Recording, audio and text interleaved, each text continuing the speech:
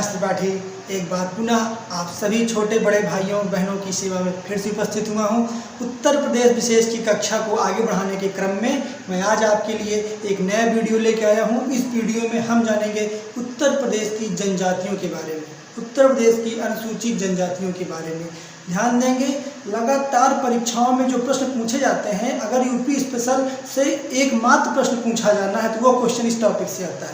यानी ये इतना महत्वपूर्ण विषय है कि अगर एक क्वेश्चन पूछा जाना है तो वो क्वेश्चन यहीं से आता है। और इस क्लास को आप जितना ध्यान से देखेंगे, आना एक ही क्वेश्चन है लेकिन वो क्वेश्चन आज की क्लास में मैं आपको एकदम से तैयार करवा के जाऊँगा। यानी आज के बाद आपको अनुसूचित जनजाति से कोई भी क्वेश्चन किसी भी परीक्षा में आपको आपके सामने टिक नहीं पाएगा। आप उसको भीम के गदे से तोड़ देंगे, जैसे भीम द्वार तोड़ते थे आप उसे तोड़ देंगे। तो आइए आज की क्लास में हम क्या पढ़ेंगे, उत्तर प्रदेश की अनुसूचित जनजातियाँ। देखिए मैंने टॉपिक डाला हुआ है उत्तर प्रदेश की अनुसूचित जनजातियाँ। सबसे पहली बात, अनुसूचित जनजातियाँ क्या होती हैं। हमारे कुछ ऐसे भाई बहन लोग होते हैं जो समाज की मुख्य धारा से थोड़ा कट जाते हैं, थोड़ा हट जाते हैं। कई बार प्राकृतिक रूप से, कई बार क्या होता है हम लोगों के द्वारा ही उपनिवेशवाद की छाया में आ जाते हैं। वो लोग, होता क्या है कि हम लोग अधिक से अधिक विकास के क्रम में उन लोगों का शोषण करने लगते हैं। कुछ ऐसे लोग जो जंगलों में, पहाड़ों में या जो मुख्य धारा से थोड़ा हट गए हैं, जो विकास के क्रम में हमसे जुड़ नहीं पाए हैं, वो लोग जो पीछे रह जाते हैं उनको अनुसूचित जनजाति माना जाता है। प्रारंभ में हमारे यहाँ 2 ही अनुसूचित जनजातियाँ थी, सिर्फ 2 ही, लेकिन बाद में सरकारों ने 10 और अनुसूचित जनजातियों को इसमें जोड़ा। तो वर्तमान में हमारे उत्तर प्रदेश में टोटल 12 अनुसूचित जनजातियाँ हैं। तो इसी क्रम में हम आप जानेंगे उत्तर प्रदेश में अनुसूचित जनजातियों की स्थिति, उनका कल्चर और उनकी सभ्यता के बारे में आज हम जानेंगे।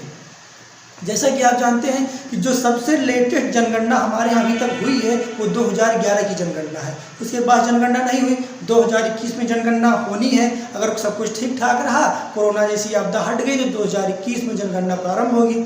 तो अभी आंकड़े 2011 की जनगणना के अनुसार लिए जाते हैं। तो ध्यान देंगे 2011 की जनगणना को का आंकड़ा लेते हुए हमें देखेंगे कि उत्तर प्रदेश में जो अनुसूचित जनजातियाँ हैं इनकी कुल संख्या 11,34,273 है। कितनी है? 11,34,273 है। और ये उत्तर प्रदेश की कुल जनसंख्या का 0.6% है। कितना है? 0.6% है उत्तर प्रदेश की कुल जनसंख्या का। अब आप हमको कमेंट में जरूर बताएंगे उत्तर प्रदेश की जनसंख्या कुल कितनी है। जो विद्यार्थी हमको बताएगा उत्तर प्रदेश की जनसंख्या कुल कितनी है, कल मैं उसका इसी क्लास में, इसी वीडियो में नाम लूँगा। तो आप देखेंगे 11,34,273 कुल जनसंख्या है किसकी? अनुसूचित जनजाति की। दूसरा प्रश्न, सर्वाधिक जो है हमारे यहाँ किस जिले में पाई जाती है अनुसूचित जनजाति और सबसे कम कहाँ पाई जाती है? तो ध्यान देंगे सबसे कम पाई जाती है बागपत में। कहाँ पर? बागपत एक जिला है बागपत। सबसे कम अनुसूचित जनजातियां बागपत में पाई जाती है। सर्वाधिक जो पाई जाती है नंबर 1 में है सोनभद्र। क्या है? सोनभद्र। और दूसरा बलिया। दूसरा क्या है? बलिया। ध्यान देंगे आप लोग, सबसे ज्यादा कहाँ पे पाई जा रही है अनुसूचित जनजातियां? सोनभद्र में। सबसे कम कहाँ? बागपत में। सोनभद्र वाला क्वेश्चन बहुत बार पूछा गया है कि सबसे ज़्यादा हमारे यहाँ जो टाइप्स हैं, जो अनुसूचित जनजातियाँ हैं वो कहाँ पाई जाती हैं? तो सोनभद्र में पाई जाती हैं। ये प्रश्न बहुत ही इम्पोर्टेंट है। नंबर 1 पे सोनभद्र। तो ध्यान देंगे ये प्रश्न बहुत ही महत्वपूर्ण है। ये दोनों प्रश्न बहुत ही महत्वपूर्ण हैं। तो हमारे उत्तर प्रदेश में कौन कौन सी प्रमुख जनजातियां हैं? तो प्रमुख जनजाति हमारे यहाँ जो है, पहली जनजाति का नाम है थारू जनजाति। कौन सी जनजाति? थारू जनजाति। दूसरी जनजाति बुक्सा जनजाति। कौन सी जनजाति? बुक्सा जनजाति। और तीसरी खरवार जनजाति। कौन सी जनजाति? खरवार जनजाति। ये 3 प्रमुख हैं। इनके अलावा जो पाई जाती हैं उनको बोलते हैं पहाड़िया जनजाति, बेंगा, पंखा, पनिका, अगरिया, पठारी, चेरो, भुइया और भुनिया। ध्यान देंगे ये 3 तो प्रमुख हैं, थारू, बुक्सा और खरवार। इनके अलावा कौन पाई जाती हैं? सहरिया, परहिया, बेंगा, पंखा, पनिका, अगरिया, पठारी, चेरो, भुइया और भुनिया। ये जनजातियों के नाम हैं। ध्यान देंगे ये जो सहरिया जनजाति है ये पाई जाती है ललितपुर में। कहाँ पाई जाती है? ललितपुर में। और ललितपुर से आपको याद होगा, ललितपुर एक ऐसा जिला है हमारा जो मध्य प्रदेश से 3 ओर से सीमा साझा करता है। ये क्या है? ललितपुर। ये 3 ओर से किससे सीमा साझा करता है? एमपी से। ये क्या है? ललितपुर। दूसरा परहिया, बैंगा, पंखा, पनका, अगरिया, पठारी, चेरो, भुइया, बुनिया, ये सभी जनजातियाँ, जितनी जनजातियाँ आप देख रहे हैं, ये पूरी की पूरी जनजातियाँ कहाँ पाई जाती हैं? तो ये पाई जाती हैं सोनभद्र में। कहाँ पाई जाती हैं? सोनभद्र में। सोनभद्र मैंने बताया था आपको सर्वाधिक जनजातियाँ पाई जा रही हैं। देख रहे हैं कितनी पाई जा रही हैं? भुनिया, भुइया करके सारी जातियाँ कहाँ पाई जाती हैं? सोनभद्र। और सोनभद्र कहाँ है?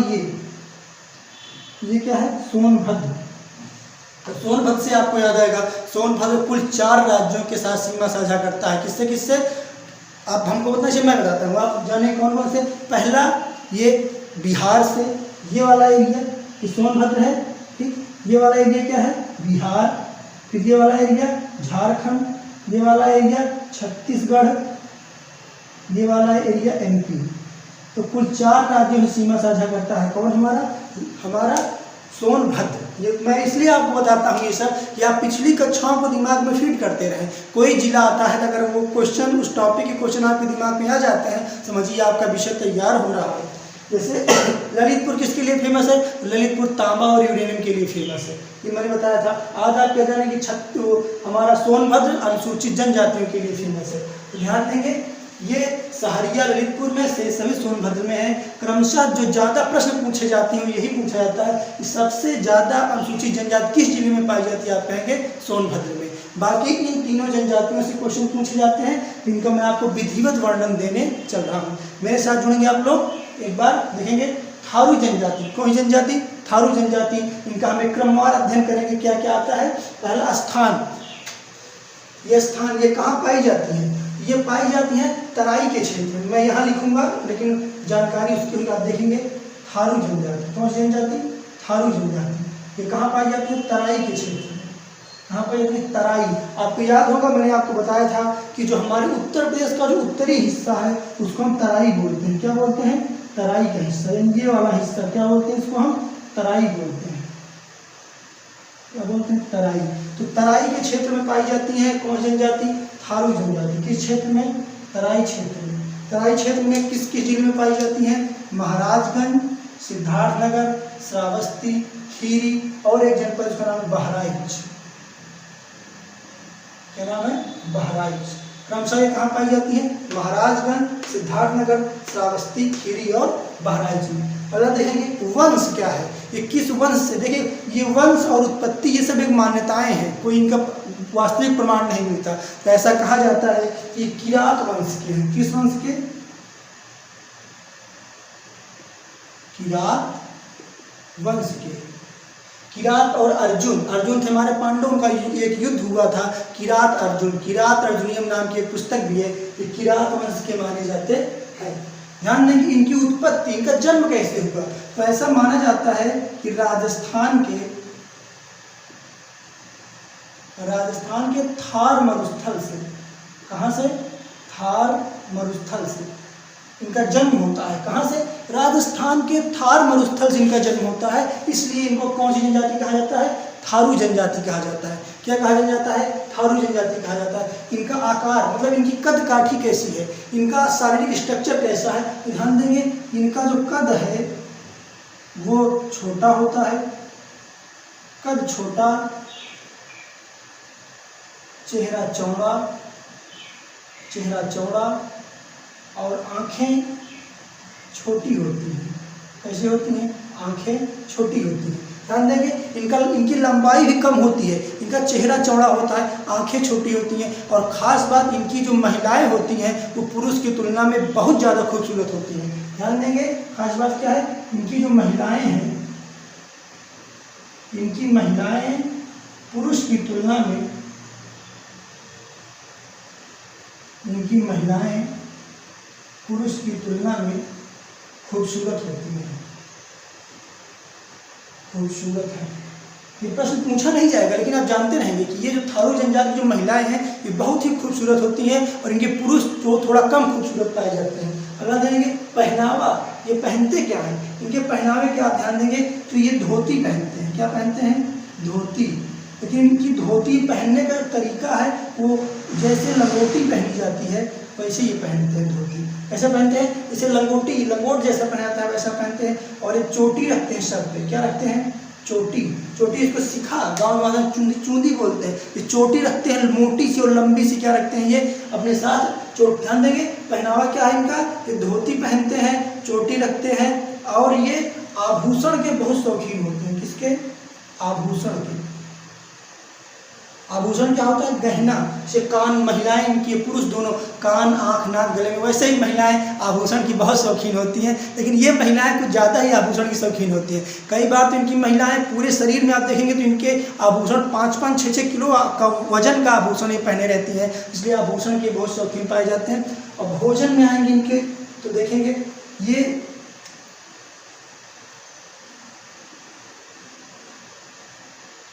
मांसाहारी होते हैं। क्या होते हैं? मांसाहारी होते हैं। भोजन ध्यान देंगे इनके, ये क्या होते हैं? ये मांसाहारी होते हैं। और इनका जो मुख्य भोजन है वो क्या है? चावल। मुख्य भोजन क्या है? चावल। ध्यान देंगे यहाँ मैं बताता हूँ। इनका मुख्य भोजन क्या होता है? चावल। और इसी चावल से ये बनाते हैं एक मदिरा, जिसको बोलते हैं शराब या दारू, जिसको बोलते हैं जाड़। क्या बोलते हैं? जाड़। इसी चावल से क्या बनाते हैं? जाड़। और जाड़ क्या है? एक तरह की मदिरा है। क्या है? मदिरा। ध्यान देंगे इनका भोजन क्या है? मांसाहारी है। लेकिन ये चावल को अत्यधिक मात्रा में खाते हैं और चावल से ही एक मदिरा बनाते हैं, एक शराब, एक दारू बनाते हैं। तो क्या बोलते हैं? जाड़ बोलते हैं। अगला टॉपिक इनका विवाह इनका बहुत इंटरेस्टिंग है। इनके विवाह को आप ये जानेंगे कि इनका जो विवाह है ये इनके कल्चर के हिसाब से बहुत ही अनोखा है। इनके विवाह में क्या है? उल्टी प्रथा है। जैसे हमारे यहाँ क्या देखा जाता है? मैक्सिमम लड़की पक्ष वाले लड़के पक्ष के यहाँ अपना संबंध लेने के लिए अनुरोध या आग्रह करने जाते हैं। इनके यहाँ जस्ट उल्टा है। लड़का पक्ष वाले लड़की पक्ष के यहाँ अपना विवाह करने का अनुरोध लेके आते हैं। दूसरी बात, इनके यहाँ दहेज प्रथा नहीं है। दहेज बिल्कुल नहीं लेते हैं। तीसरी बात, इनका जो विवाह वो बिचौलियों के माध्यम से होता है। जैसे मान लीजिए आपके मित्र की शादी करवानी है तो आपने बीच में मध्यस्थता की, एक लड़की ढूंढी और अपने मित्र की शादी करवा दी। गांव में बड़े बुजुर्ग ऐसा बहुत करते पाए जाते हैं। गांव की भाषा में उनको अगुआ बोला जाता है। तो सेम ऐसे इनकी भी शादी एक अगुआ के माध्यम से होती है। और सबसे खास बात, इनमें अभी भी बदला प्रथा चलती है। जैसे दो लोग हैं, एक ने अपनी बहन की शादी उसके साथ की तो अगले व्यक्ति ने अपनी बहन की शादी उसके साथ की। इन बहनों के अदले बदले से शादियाँ ये लोग कर लेते हैं। शादी इनकी बहुत इंटरेस्टिंग है। ध्यान देंगे सबसे पहला क्या है? इसमें इनकी शादी में जो लड़का पक्ष है, तो लड़का पक्ष वो रिश्ता लेके जाता है किसके पास? लड़की पक्ष के पास। किसके पास? लड़की पक्ष के पास। और दूसरा बदला प्रथा है। क्या है? बदला प्रथा है। और तीसरा दहेज प्रथा। दहेज ये लोग नहीं लेते हैं। फिर से एक बात देखेंगे मेरे साथ में, इनकी शादी में खास क्या है? ये लोग दहेज नहीं लेते हैं। दूसरा, इन लोगों में बिचौलियों के माध्यम से, अगुआ के माध्यम से, मध्यस्थ के माध्यम से शादियाँ करवाई जाती हैं। तीसरी बात, बदला प्रथा है शादी की। मतलब जैसे दो लोग हैं, दोनों की एक एक बहनें हैं तो उन्होंने अपनी बहन की शादी उनसे कर दी और अपनी बहन की शादी उनसे कर दी। ध्यान देंगे ये खास बात है। लेकिन लड़का लड़की के यहाँ रिश्ता लेके जाता है, ये ध्यान देने वाली बात है। और इनका परिवार कैसा होता है? संयुक्त परिवार। कैसा परिवार होता है इनका? संयुक्त परिवार। क्या है इनका? संयुक्त। ध्यान देंगे इनका परिवार कैसा होता है? संयुक्त परिवार। संयुक्त परिवार। और इनका धर्म देखेंगे, धर्म ही इनका सबसे खास है, जान है। ये है हिंदू धर्म मानते हैं। कौन सा धर्म मानते हैं? हिंदू धर्म मानते हैं। ठीक। साथ ही ये महादेव यानी भगवान शंकर की, महादेव की पूजा करते हैं। ठीक। और इनकी खास देंगे जो महादेव की पूजा करते हैं, इनका जो शंकर जी का लिंग बनता है हम लोग जानते हैं वो बांस का बनता है। किसका बनता है? बांस का। तो कोई पूछेगा इनका धर्म कैसा है? आप कहेंगे इनका धर्म जो हिंदू धर्म है, हिंदू धर्म मानते हैं, महादेव और काली आदि की पूजा करते हैं। साथ ही जो लिंग बनाते हैं महादेव का वो बांस का बनाते हैं। और सबसे खास बात जो मैंने नोट डाल के लिखा, ये सबसे खास बात है, नोट को मैं यहाँ लिखूँगा, आप देखेंगे। ये लोग जो दीपावली त्यौहार है, कौन सा त्यौहार है? दीपावली त्यौहार, इसको ये लोग शोक के रूप में मनाते हैं। किस रूप में मनाते हैं? शोक दिवस के रूप में मनाते हैं। ऐसा माना जाता है कि भगवान रावण की सेना में इनके पूर्वज शामिल थे। ऐसा इनकी मान्यता है कि रावण की सेना में इनके पूर्वज शामिल थे जिनका वध किया गया था, और वध करके भगवान राम अयोध्या आए थे, इसलिए दिवाली मनाई जाती है। तो ये दिवाली को नहीं मनाते हैं, क्यों? क्योंकि उसी समय इनके पूर्वजों का वध किया गया था। तो दीपावली को शोक दिवस के रूप में मनाते हैं। तो ध्यान रखेंगे, नोट में सबसे खास बात क्या है कि दीपावली जो है, दिवाली जो है, ये शोक दिवस है। क्या है? शोक दिवस है। और इस दिन ये अपने पूर्वजों को जो भेंट देते हैं, जो कुछ चढ़ाते हैं, हमारे यहाँ मंदिरों में चढ़ाने की व्यवस्था, वैसे अपने जो शोक दिवस पे जो चढ़ाते हैं उसको इनकी भाषा में रोटी बोलते हैं। क्या बोलते हैं? रोटी। ये खाने वाली रोटी नहीं है, तो रोटी बोलते हैं, जो ये अपने क्या करते हैं, अपने पूर्वजों को अर्पित करते हैं।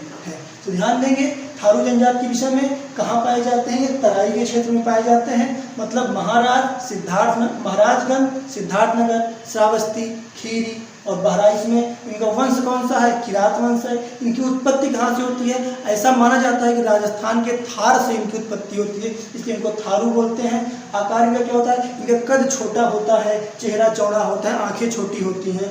और इनका पहनावा क्या होता है? धोती पहनते हैं ये, लेकिन नॉर्मल धोती नहीं, जैसे लंगोट पहना जाता है, छोटी धोती घुटने के ऊपर करके ये पहनते हैं। और चोटी बहुत लंबी सी रखते हैं, शिखा बहुत लंबी सी रखते हैं, और आभूषण के बहुत शौकीन होते हैं। भोजन इनका क्या है? ये मांसाहारी भी होते हैं, और चावल ये बहुत खाते हैं। और चावल से ही है कि शराब या मदिरा बनाते हैं, इसको बोलते हैं क्या? जाड़ बोलते हैं। क्या? चावल से जाड़ बनाते हैं। इनका विवाह, इनके यहाँ रिश्ता लड़का पक्ष लड़की पक्ष के यहाँ लेके जाता है। और इनके यहाँ बदला प्रथा है, जैसे दो लोग हैं, दोनों की एक एक बहनें हैं, तो एक दूसरे से शादी कर देते हैं, और दहेज ये नहीं लेते हैं। मध्यस्थों के माध्यम से इनके यहाँ शादियाँ करवाई जाती है। धर्म इनका हिंदू है, महादेव की पूजा करते हैं, जादू टोना में भी विश्वास रखते हैं। ध्यान देंगे, महादेव की पूजा करते हैं और जादू टोना में भी विश्वास रखते हैं, जादू टोना में भी विश्वास देते हैं। और सबसे खास बात, परीक्षा में सर्वाधिक बार पूछा जाने वाला प्रश्न कि दीपावली को शोक दिवस के रूप में कौन सी जनजाति मनाती है? आप कहेंगे थारू जनजाति मनाती है। ये थे पहली जनजाति। दूसरी हम पढ़ेंगे बुक्सा जनजाति। कौन सी? बुक्सा जनजाति।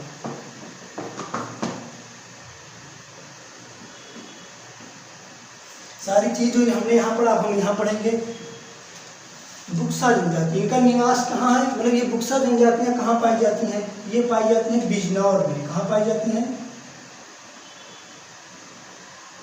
बिजनौर में। मैप में बिजनौर कहाँ है? बिजनौर यहाँ पे पड़ता है मैप में, बिजनौर। और मैंने आपको बताया था बिजनौर से ही गंगा नदी उत्तर प्रदेश में प्रवेश करती है। कहाँ से? बिजनौर जनपद से ही गंगा नदी उत्तर प्रदेश में प्रवेश करती है।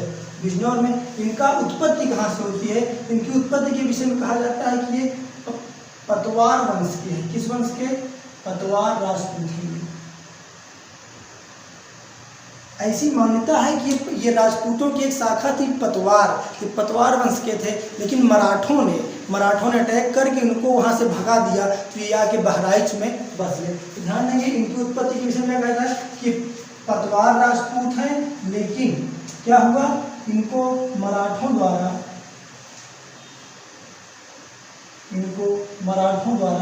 भगाया गया था।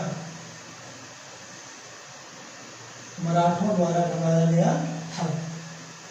देखेंगे इनका स्थान कहाँ है? बिजनौर में। इनकी उत्पत्ति के विषय में जाना कि ये कहा जाता है कि पतवार राजपूत हैं और मराठों के द्वारा इनको भगा दिया गया था। इनका आकार देखेंगे कैसा है, तो आप लोग जाने इनका आकार मंगोलों जैसा होता है। किनके जैसा? मंगोलों जैसा। अभी मंगोल कैसे होते हैं? साफ साफ यानी मंगोल मतलब लंबाई कम, चेहरा चौड़ा, आंखें बहुत छोटी और शरीर एकदम बलवान और बलिष्ठ। कैसा होगा? ध्यान देंगे, मंगोलों जैसे मतलब लंबाई कम,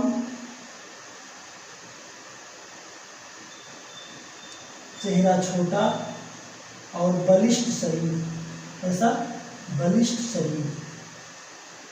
ध्यान देंगे फिर से, इनका जो आकार होता है लगभग मंगोलों जैसा होता है। इनकी लंबाई जो है वो कम होती है और कद इनका छोटा होता है, पलकें भारी होती है, नाक चपटी होती है। क्या ध्यान देंगे? इनकी नाक जो होती है, नाक चपटी होती है और पलकें क्या होती हैं? भारी होती है। बल्कि क्या होते हैं, भारी। आप लोगों ने अगर किसी मंगोल को देखा होगा, सेम ऐसे होते हैं मंगोल, लंबाई कम, चेहरा छोटा, बलिष्ठ शरीर, नाक चपटी, पलकें भारी।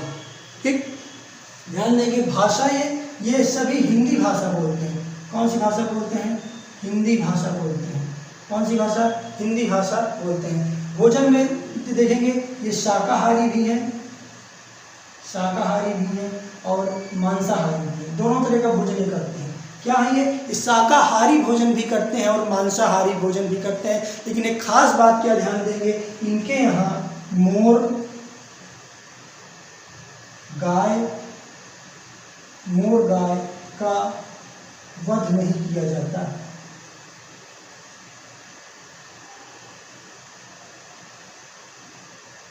ध्यान देंगे, वास्तव में है तो ये मांसाहारी भी, शाकाहारी भी और मांसाहारी भी है, किंतु इनके यहाँ गाय और मोर का वध नहीं किया जाता है। यानी मांसाहारी तो है, ये मांसाहार तो ये करते हैं, लेकिन गाय और उसका वध नहीं करते हैं। ध्यान देंगे, इनकी वेशभूषा क्या है? इनकी वेशभूषा एकदम ग्रामीण है। कैसी वेशभूषा है? एकदम ग्रामीण वेशभूषा, मतलब धोती, कुर्ता, पगड़ी, गमछा। ध्यान देंगे, इनका पहनावा कैसा है? ये धोती पहनते हैं, कुर्ता पहनते हैं, पगड़ी लगाते हैं और गमछा रख के चलते हैं। यानी इनका पहनावा पूर्णतः हमारे ग्रामीण समाज के जैसा ही है। विवाह और पूजा, साथ इनके बारे में महत्वपूर्ण चीज हम देखेंगे।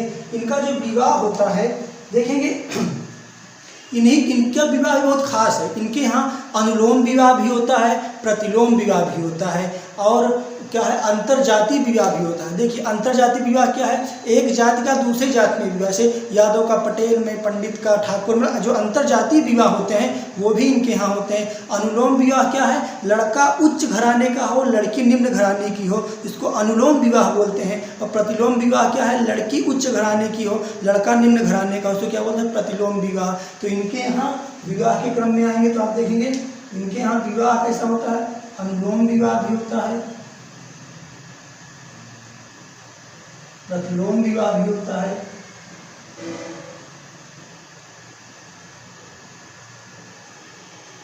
अंतरजातीय विवाह भी होता है। क्या होता है? अनुलोम विवाह, प्रतिलोम विवाह, अंतरजातीय विवाह। और सबसे खास बात क्या है? इनका जो विवाह होता है वो एक अनुबंध होता है। क्या होता है? एक अनुबंध मात्र होता है कि दोनों ने डील कर लिया है। अगर लड़का या लड़की, माता या पुरुष, दो में से किसी ने कहा हमको इस रिश्ते से बाहर जाना है तो आसानी से चले जाते हैं, कोई इनके यहाँ रोक टोक नहीं होती। तो ध्यान देंगे, इनका विवाह अनुबंध पर आधारित होता है, यानी कोई भी रिश्ते से बाहर जाना चाहते हैं तो कोई रोक टोक नहीं होती है। साथ ही क्या ध्यान देंगे आप, इनका विवाह अनुलोम विवाह भी ये करते हैं और ये प्रतिलोम विवाह भी करते हैं। साथ ही इनके यहाँ बहुपत्नी विवाह भी होता है। कैसा?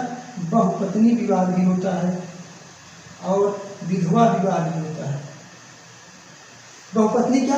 एक पुरुष एक से अधिक बीवियां भी रख सकता है, साथ ही किसी विधवा की शादी भी हो जाती है इनके यहाँ। तो ध्यान देंगे, अनुलोम विवाह करते हैं, प्रतिलोम विवाह करते हैं, अंतरजातीय विवाह करते हैं, बहुपत्नी विवाह करते हैं, विधवा विवाह करते हैं। साथ ही इनके सारे विवाह जो होते हैं वो एक अनुबंध मात्र होते हैं। इनके यहाँ ऐसा कल्चर है कि ये अपनी शादियों से जब चाहे तो मुक्त हो जाते हैं।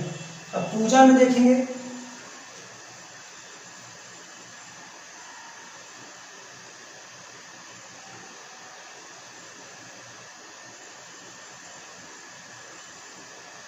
एक है काशीपुर। तो काशीपुर की जो चामुंडा देवी हैं वो इनकी मुख्य आराध्य देवी है। क्या कहेंगे आप कि जो काशीपुर की चामुंडा देवी हैं वो इनकी सबसे मुख्य आराध्य देवी हैं, जिनको सबसे ज़्यादा मानते हैं। बाकी इसके अलावा शंकर जी की भी पूजा करते हैं, साथ ही महाकाल की भी पूजा करते हैं। ध्यान देंगे, काशीपुर की चामुंडा और शंकर जी यानी महाकाल की भी पूजा भी करते हैं। इनमें खास बात क्या देखेंगे आप, मोट खास बात क्या है कि इनके यहाँ पंचायतें पाई जाती हैं। क्या पाई जाती हैं? पंचायतें पाई जाती हैं और बहुत ही विकसित पाई जाती हैं। कैसी पंचायतें पाई जाती हैं? विकसित पंचायतें पाई जाती हैं। यानी इनके यहाँ पंचायतें बहुत विकसित हैं। उनका 3 क्रम है बकायदा, 1 2 3, वहाँ सारे फैसले बैठ के एक साथ लिए जाते हैं। यानी पंचायतों का एक विकसित स्वरूप इनके यहाँ क्या होता है? मिलता है। तो इस तरह आप देखेंगे, हमने क्या देखा, बुक्सा जनजाति, इनका निवास कहाँ है, बिजनौर में होता है। बुक्सा से ज़्यादा क्वेश्चन नहीं पूछे जाते, क्वेश्चन ज़्यादा पूछे जाते हैं थारू जनजाति से पूछे जाते हैं। इनकी जो पंचायत है इसको बिरादरी पंचायत क्या कहते हैं, क्या कहते हैं इसको, बिरादरी पंचायत, बिरादरी पंचायत। एक बार देखेंगे मेरे साथ में, बुक्सा जनजाति, निवास स्थान बिजनौर, उत्पत्ति। एक कहा जाता है ये पतवार राजपूत थे, लेकिन मराठों ने इनको हटा दिया था तो आगे बिजनौर में बस गए। इनका आकार मंगोलों के जैसा होता है, नाक इनकी चपटी, भौहें मोटी, चेहरा चौड़ा, लंबाई कम और पलकें भारी और बलिष्ठ शरीर इनका होता है। इनकी भाषा हिंदी बोलते हैं। भोजन शाकाहारी मांसाहारी दोनों करते हैं, लेकिन एक गाय का और मोर का मांस नहीं खाते हैं। इनके यहाँ गाय और मोर का वध नहीं किया जाता है। इनकी वेशभूषा एकदम ग्रामीण है, जो आपके यहाँ ग्राम में एक आदमी पहनता है, धोती कुर्ता पगड़ी गमछा ये पहनते हैं। विवाह अनुलोम विवाह भी होता है, यानी उच्च कुल का लड़का निम्न कुल की लड़की, प्रतिलोम विवाह भी होता है, उच्च कुल की लड़की निम्न कुल का लड़का। अंतरजातीय विवाह एक से दूसरी जाति में भी होता है। बहुपत्नी विवाह भी है, एक आदमी एक से ज़्यादा शादियाँ भी कर सकता है। और इनके यहाँ जो है वो विधवा विवाह भी है, कोई विधवा महिला दोबारा शादी कर सकती है। लेकिन जितने भी विवाह हैं सब एक अनुबंध मात्र होते हैं, जब जो चाहे रिश्ते से बाहर जा सकता है। ये पूजा ये किसी करते हैं, चामुंडा देवी की, किसकी, चामुंडा देवी की, और महाकाल की पूजा करते हैं। खास बात क्या है कि यहाँ विकसित पंचायत पाई जाती है इनके कल्चर में, इसको क्या बोलते हैं, बिरादरी पंचायत बोलते हैं। ये क्रमशः हमारे दो थे, कौन कौन से, थारू और बुक्सा। अब हम आएंगे किस पे, खरवार जनजात पे। किस जनजात पे आएंगे हम, अब खरवार जनजात पे देखेंगे। ये जो खरवार जनजात है इसका निवास, पहला क्या स्थान इसका निवास, ये हमारे पूर्वी उत्तर प्रदेश में पाए जाते हैं। किस एरिया में, इस एरिया में पाए जाते हैं। तो ये इस एरिया में कौन कौन से हैं, गाजीपुर, ध्यान दें, गाजीपुर, बलिया,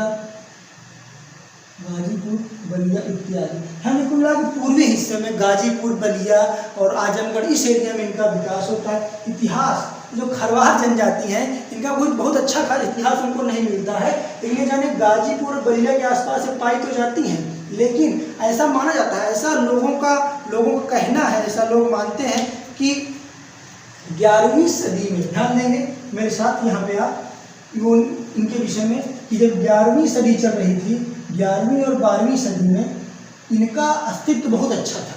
यानी 11वीं और 12वीं सदी के आसपास इनका ये लोग बहुत शक्तिशाली हुआ करते थे। लेकिन हमारे यहाँ के जो चंदेल शासक हुए, राजपूतों की एक शाखा है चंदेल, जो चंदेल शासक हुए उन्होंने इनको हरा दिया, और इनको हरा दिया साथ ही इनका बहुत भारी मात्रा में शोषण कर लिया, इसलिए ये पूरा आके यहाँ शिफ्ट हो गई और इनका स्तर लगातार पीछे चलता चला गया। तो इनके इतिहास के विषय में मैं वहाँ लिखूँगा नहीं, जगह बहुत कम है। आप क्या जानेंगे, 11वीं 12वीं सदी में इनका इतिहास बहुत ही उज्ज्वल था, लेकिन चंदेल शासकों द्वारा इनको हरा दिया गया, जिससे इनका इतिहास क्या हो जाता है, थोड़ा कम हो जाता है। आकार देखेंगे,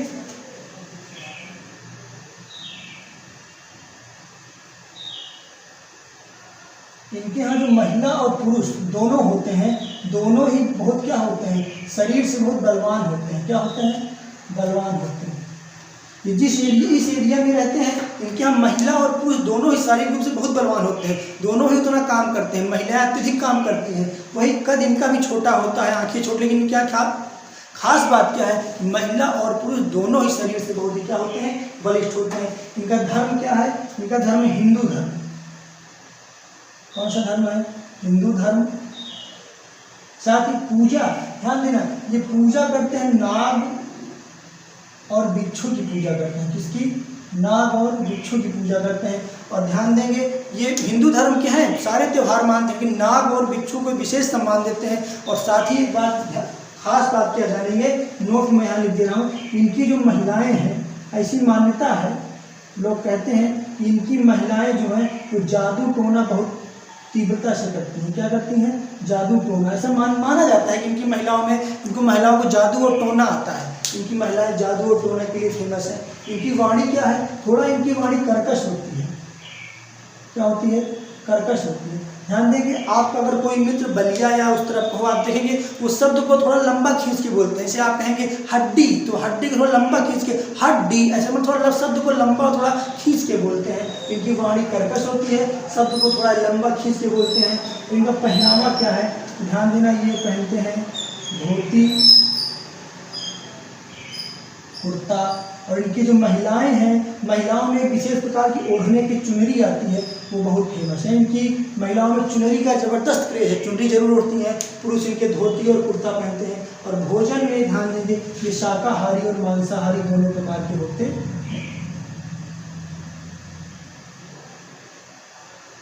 शाकाहारी और मांसाहारी दोनों प्रकार के होते हैं। देखिए मैंने तीनों पॉइंट में आपको नोट लिखवाया है। इसमें क्या लिखवाया है कि थारू जनजाति के लोग जो हैं वो दीपावली को शोक दिवस के रूप में मनाते हैं। बुक्सा जनजाति में नोट में मैंने क्या लिखा है, यहाँ पर जो पंचायतें हैं जिसको बिरादरी पंचायत बोलते हैं, वो बहुत विकसित अवस्था में पाई जाती है। और खरवार की जो महिलाएं हैं, ऐसा माना जाता है कि जादू टोना करने में बहुत तेज होती हैं। इससे पूछे जाने वाले कुछ प्रमुख प्रश्न मैं आपको बता देता हूँ। पहला प्रश्न क्या है कि सर्वाधिक जनजाति कहाँ पाई जाती है, आप क्या कहेंगे, सोनभद्र में पाई जाती है। थारू जनजाति दीपावली को शोक दिवस के रूप में मनाती है। बुक्सा जनजाति बिजनौर में पाई जाती है, इसमें पंचायतें विकसित अवस्था में पाई जाती हैं। और खरवार जनजाति पूर्वी भाग में पाई जाती है और इनकी महिलाएं जादू और टोना में विशेष दक्षता रखती हैं। तो ये आज का चैप्टर था। मैंने आपसे कहा कोई भी टॉपिक पढ़ेंगे उत्तर प्रदेश का, अगर एक प्रश्न आएगा तो इस टॉपिक से आता है, मैं इससे क्वेश्चन भी आपको करवाऊंगा। ऐसे लगातार वीडियो मैं आपकी सेवा में लेके आता रहूँगा। मुझको उम्मीद है आप लोग वीडियो को देख रहे हैं। अगर चैनल को नहीं सब्सक्राइब किए हैं तो तुरंत करिए, साथ ही दोस्तों के साथ शेयर करिए, लाइक और कमेंट जरूर करिए। बताइए आपको हमारा प्रयास कैसा लग रहा है। तो आज मैं इसी के साथ वाणी को विराम दूंगा। धन्यवाद। जय हिंद, जय भारत।